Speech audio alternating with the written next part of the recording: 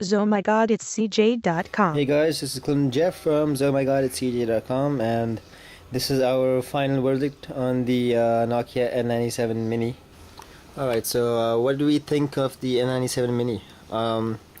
It's definitely worth the price right now, and if you're thinking of getting an N97, this would be the one to get because the build quality is much more better.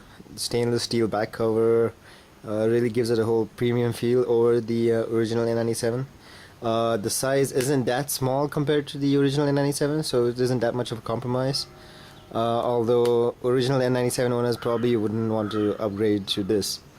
There's 8 GB of memory, the same 5 megapixel camera as the N97 original, and as you can see, there's no camera cover, so there's none of that camera lens scratching issues that were there on the original N97. The camera lens is also a little bit recessed over there, so it doesn't get scratched as easily as you would think it would. The full QWERTY keyboard is pretty good.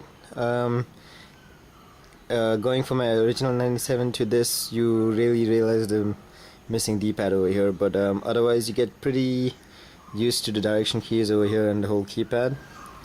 The widgetized home screen is pretty useful. You can swipe to hide it and swipe to show all your widgets again.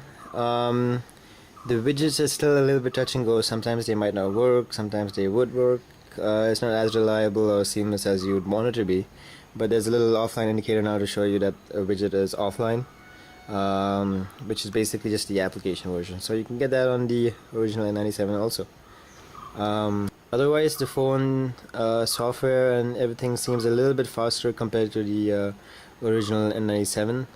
There aren't that many software glitches compared to the original firmware of the N97. There's also kinetic scrolling, which is a huge plus in this case. There's also about 250 MB of internal phone memory. As you can see, we've installed a couple of things, so it's gotten a little bit low. It's also worth noting that the touchscreen on the N97 Mini is just a little bit more sensitive compared to the original N97. Also, the screen appears slightly brighter indoors, but once you take it out to direct sunlight, it's a little bit more washed out compared to the original N97. And battery life is pretty much the same as the original N97. It might go an hour or two more than the original N97, but yeah, it's pretty decent, not too bad. RAM is still a problem. There's only 40 MB of RAM at startup, so you can't open too many programs and use them at once. But for casual users, this shouldn't be a problem. You can open a couple of applications and use them fine. So yeah, if you're trying to decide between the N97 Mini and the original N97, definitely go for the Mini.